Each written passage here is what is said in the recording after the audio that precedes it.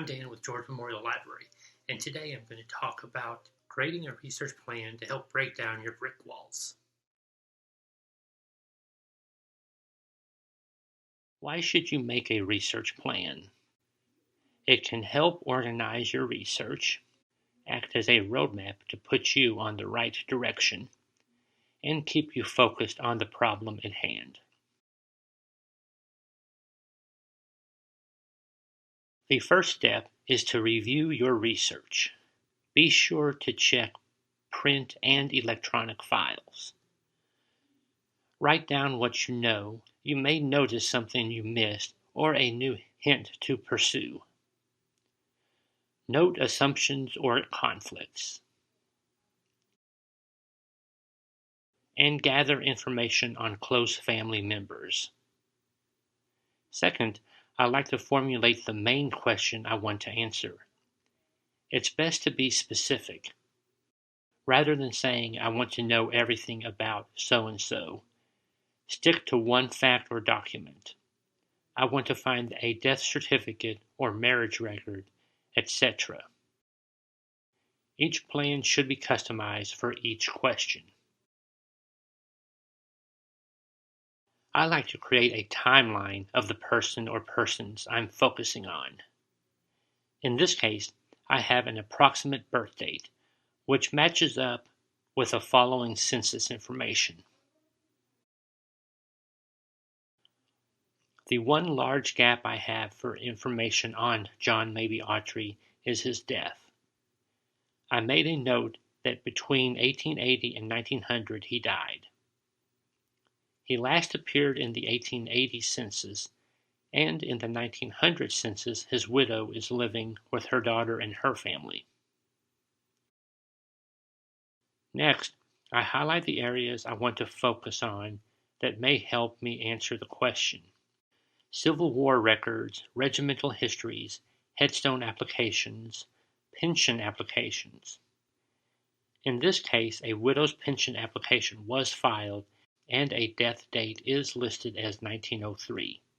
However, since she is listed as a widow in the 1900 census, this is likely incorrect or misremembered.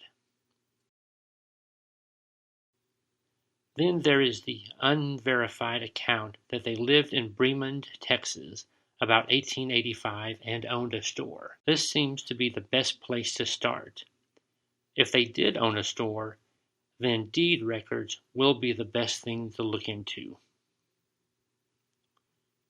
The best place to find what records exist is to visit the FamilySearch.org page.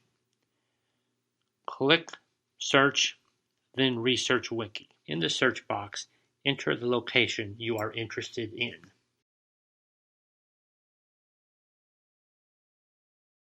You can scroll down and browse or click on the records of interest in the Contents section. I selected Land Records, and for these records it directed me to the Family History Catalog. Enter your search terms, then select Category. Scroll down, and some of the records have been microfilmed and are online.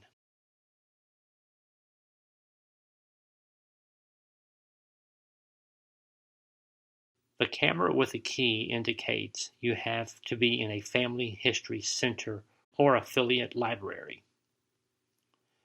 The records with only a camera icon are available to see online for anyone.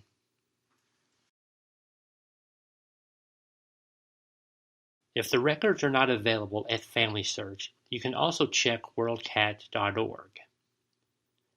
Worldcat indicates this is only at the Family History Library in Salt Lake City, Utah. But for deeds, you can contact the county clerk, and there may be another way to access the records. You can also adjust your plan as needed. You can add other items to look for.